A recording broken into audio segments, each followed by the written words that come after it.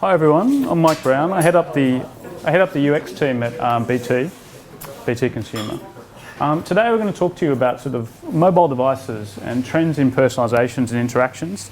It's a bit of a funny topic for us at BT because BT is not really the place that you're going to see the latest trends in sort of mobile devices. It's not where you're going to see sort of disruptive technology or really sort of cutting edge trends for a number of reasons, which I'll explain some of them now. But really, it's sort of important to point out that we're going to talk to you about sort of trends in personalisation and interactions at BT. So just to give you a bit of an intro, before we start, to give you a bit of an intro to our team, to the company and to our team. So BT, it's a very big company. So it's sort of UK's largest provider of broadband, over 9 million customers, 1 million mobile customers. There's over 100,000 workers just in our area, which is BT Consumer. And then it's split into multiple divisions. So we work in BT Consumer. There's also business and global, wider parts of the business. And then within the larger BT group, there's other companies like EE and PlusNet. So it's a huge place with lots of different competing priorities. It's also very old as well, which is significant. So first incorporated in 1846, and that's been a continuing company the entire time. So as you can imagine, there are some sort of processes and things that linger over a very long time. So our team, we're actually the first internal design studio that BT's had. So we replaced multiple external agencies. We now sort of own we now are at the point where we own the user experience for all of BT Consumer, of course all the websites and apps.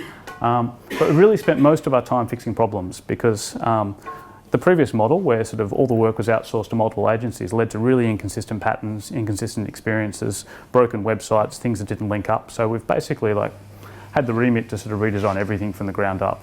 So far we've sort of completely redesigned the sales storefront site, our customer help site, our My Accounts sort of site and app, our group-wide navigation across the entire sort of BT group, and we're doing so much more as well. So it's been sort of quite an exciting journey, but a lot of work so far. And just to give you a sense that we've grown very fast as well. So 3 years ago, my boss, who sort of headed up, started, and then sort of quickly kind of built up a UX team. I was sort of one of the first to join, a visual design team as well, a few sort of copywriters, and then sort of started building a research team as well. And then and we also, because we're sort of growing quite fast and can never quite keep up with demand, we've had a lot of contractors throughout as well.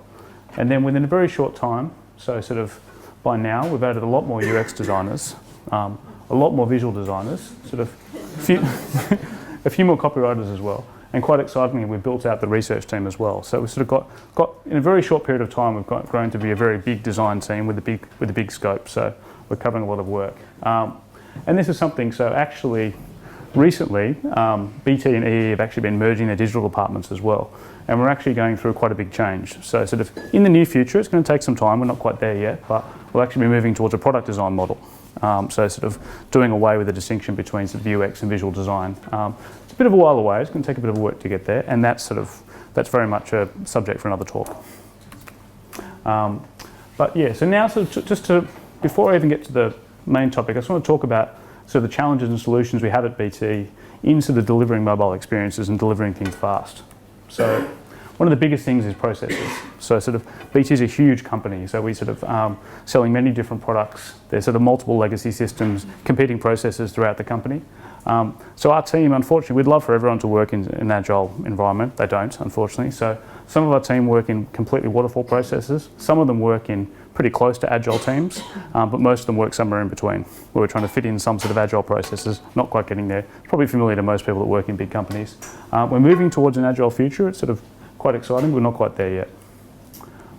Another big problem we have, and it's a sort of common to very big companies as well, is speed in decision making. So with a huge number of products comes a huge number of stakeholders. And often that means that if we want to do something fast, if we want to sort of get into the market quickly, it's very hard to get the decision to do that. And often things that will block you getting there are something that have nothing to do with where you're working as well. So I have teams that sort of have done all the work, sort of want to get something out of the market, and they're blocked by a consideration for a completely different product which may not launch for another 9 months. It's quite a common thing at BT, and it kind of slows us down a bit. But the biggest thing, and this is sort of one of the things I'll sort of talk about throughout the talk today, is demographics. So BT actually has a very old user base. Well, not very old, but sort of the average age of the BT customer is 58. So we have a sort of much older user base than most other companies as well. And that sort of age is only one part of it. I'm not going to linger on age because it's only one thing. But actually our demographics, when we studied those, we actually have quite a cautious user base, and they're very slow to embrace technology. So one of the things we have to always remember at BT, and our design team sort of knows this, is that we are not the users. So everyone in our team is not really representative of our standard user. And so this is sort of statistic which we sort of keep close to heart and have to always remember is that sort of, and these are UK stats by the way, so only 5% of the population have high computer related abilities, and only a third of people can complete sort of medium complexity tasks. So everyone in this room and everyone that we sort of work with is in the top 5% of computer and device use capability. So things that we can all do, 95% of the population can't do.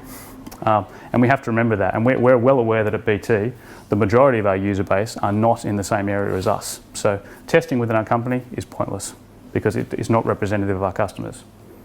So there's a few ways that we overcome this. The first one is just for consistency, really. So we try and design consistent experiences across everything that we control. So as we redesigned the BT estate, so we design sort of true responsive websites. So we're much more believers in responsive websites than adaptive websites. What we're trying to do, we design everything mobile first, everything that sort of has a mobile experience.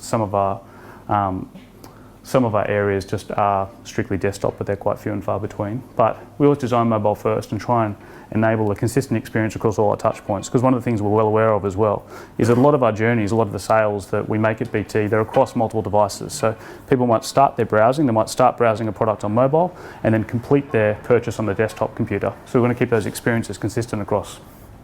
Another one is the way we build things as well. So we have a component-based design now. So rather than building everything by sort of thinking of websites and pages, we design by components. So we take everything down to sort of the basic sort of UI and UX components. We do that at the moment through an online style guide, but we're moving towards implementing, hopefully, a full design system in the near future, which is going to take quite a while because with so many disparate parts of BT, it's going to be quite a struggle to get everyone using the design system, but it's a place that we're going to hopefully get to soon. And so another way, and this is probably one of the most important things, is we do a huge amount of user research. So everything we do is based in evidence. It's really important to us at BT that we're constantly connecting with our users, sort of finding out what works, what doesn't. We validate everything sort of early and late by UX research. And we complete UX research activities for every project, big or small. If we do have the time and the budget for sort of full sort of qualitative and quantitative research, we'll do that, but there's always activities that we can complete. And one of the main reasons is this. So this is sort of really the way we try to think. Like, we want to fail early. We want to learn as much as we can. We want to try it out, test our designs, test our experiences early, so that by the time that we go live, we really have a good understanding of what will work and what doesn't. And so after we go live, it's really about tweaking and trying to optimize the experience rather than massive redesigns, which can be expensive and painful for everyone.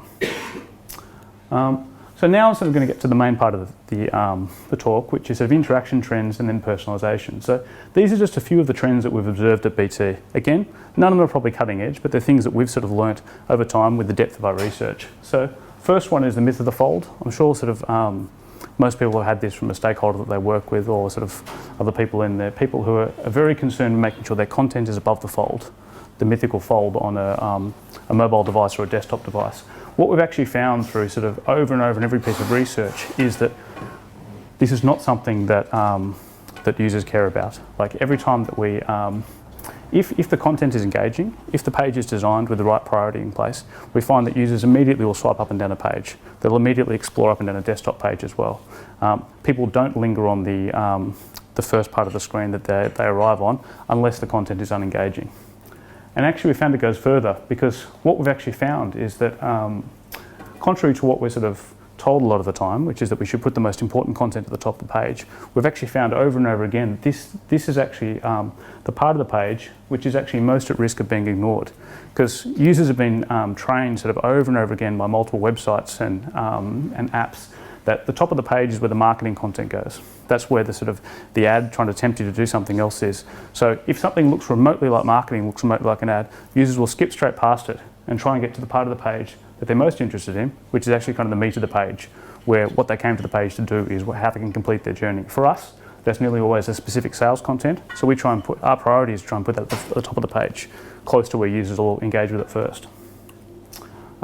Another one, and this is sort of quite interesting for us, so as I said, we're slow to adopt trends. So swipeable cards are quite interesting. So when we, not carousels, that's something that we definitely don't believe in, but swipeable cards are something that when we tested them originally, as recently as 2 years ago, they did not work at all. So we found it was a pattern that a large number of users we tested with, sort of probably most of our demographics, did not interact with. They did not understand the pattern. So any content that you'd have there on the right, out of the screen, was invisible to your users. So we moved away from that pattern. Recently we've started testing again, we've found a change. So in the intervening 2 years, because I think the growth of apps, how common this pattern is on other websites, people now do interact with it. We're now finding it's a pattern that we can start to use for other websites, which opens up a lot more to us.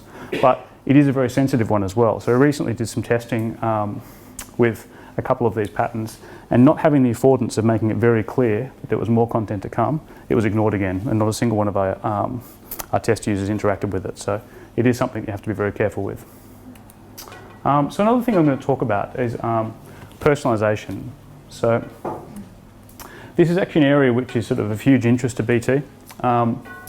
We've been there's a lot of opportunity in this area. So with increased personalisation, obviously further sales, but BT doesn't just, we sell a lot of products, but we also deliver a lot of content to our customers as well. So through BT Sports, through a lot of news content that we sell, like personalisation can sort of deliver better experiences to them. But there are many dangers as well. So I've been doing a lot of research in this area, and we thought there's something be interesting to share, and we've tried to sort of tailor this towards sort of mobile devices and mobility. So this is some quick data to start off with. So this is just sort of to give you a sense of, we've done quite a few surveys and found out what people think about personalisation and what kind of data they're willing to share and they're happy to share. So this is this part is really data that sort of people often don't have much control over whether they share it or not. I mean, certainly things like your data usage history, your browser history, those are things that companies might know about you. And this just sort of shows how interested people are, how comfortable people are sharing that.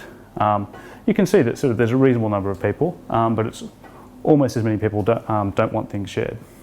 When you get into data that people often choose to share, then you can see the numbers go down a bit. So there's sort of much lower percentages of people that are willing to share this information. But overall, you can find that sort of there is expectations of some personalisation. So people do kind of expect that when they're getting certain experiences now, they are expecting some personalisation, and they do appreciate that some of their personal information will need to be collected. But there are a lot of dangers. So one of the key things that we found over and over again is that people need to see a clear link to the benefits of giving away personal data. If they don't see that benefit, if they're not going to get anything out of it, then they don't want to share that information. The key question they ask is it worth it? Is it worth it for me? It's probably a good time to talk about sort of different types of sort of understandings of personalisation. So there's sort of being personable, which is sort of a few little details, being friendly, pleasing and open. I mean, everyone's familiar with this sort of things like, hey Mike, at the top of a web page, things like that. There's nothing wrong with this. It's often quite a positive thing. It doesn't really have much effect. People sort of appreciate that, but it's not something that will really lead to any changes in sales, lead to any sort of increases in sort of improvements in experience. The area that we sort of were trying to aim our area in is personalised information, and that's where you're specifically tailoring content or an experience to an individual based on the knowledge and the data that you do have. Something explicitly delivered based on that knowledge and the data.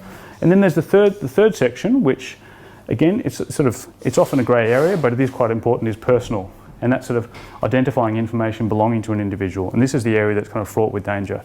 If you deliver an experience which is sort of too personal rather than personalised, it's something that can actually turn a customer off rather than sort of deliver a better experience for them.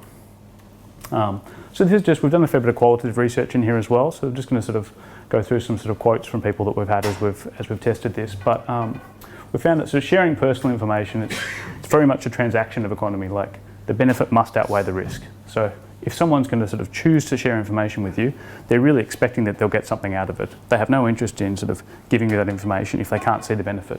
So, and they do have expectations in this way as well. So if they're going to tell you how many children they have, then they're expecting you to give them discounts based on that. And then it's very easy to overstep the boundaries as well. So, and this is something I think any company which is looking to personalisation needs to be aware of these boundaries as well. So, like, as I say here, they're comfortable with BT checking what websites they're looking at, but not compared to the products. They don't want to start getting deals tailored to them based on things they're doing that aren't to do with BT. But they're very open to getting deals based on information that BT has just about their consumption. And then the last one, and this is quite an important one as well, like we're in a world now where there have been a lot of data breaches.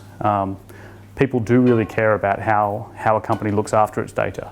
And so before you can offer a great personalised service and start saying, can you give us more information so we can give you a personalised service, you really have to emphasise how you're going to look after that data. People are aware of the fact that sort of companies like Facebook have shared their data with other companies without their permission. So companies that want to deliver a personalised service and get more data from companies, extract more data, they need to make it very clear what they're going to do with it.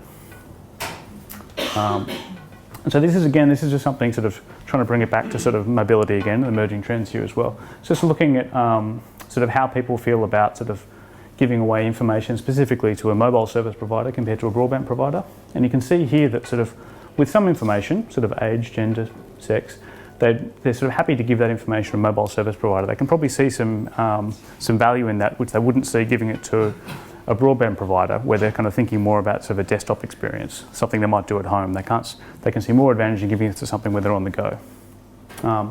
But then once you get to actually sort of more detailed things, something about the family, personal hobbies and interests, they cease to see that as something that's useful for their mobile and something they might give to that company.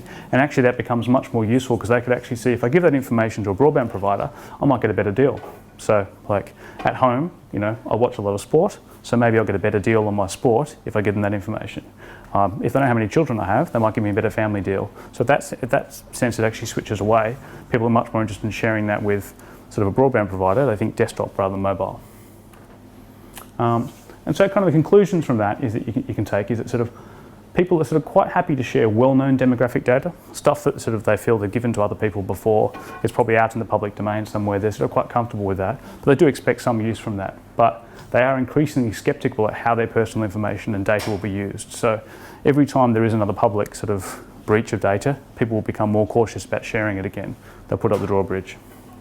But really, the way you can offset this, and which we've found sort of from our research, is just by being really transparent. So being really honest about how you're going to use the customer's data. It's a first step. So you can't leap straight into asking for data without explaining very carefully how you're going to use it.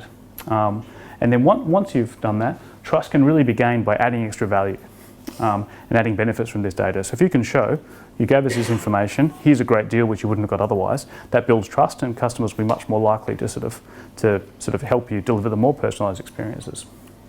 So finally, what we've sort of learnt is like a framework for good personalisation.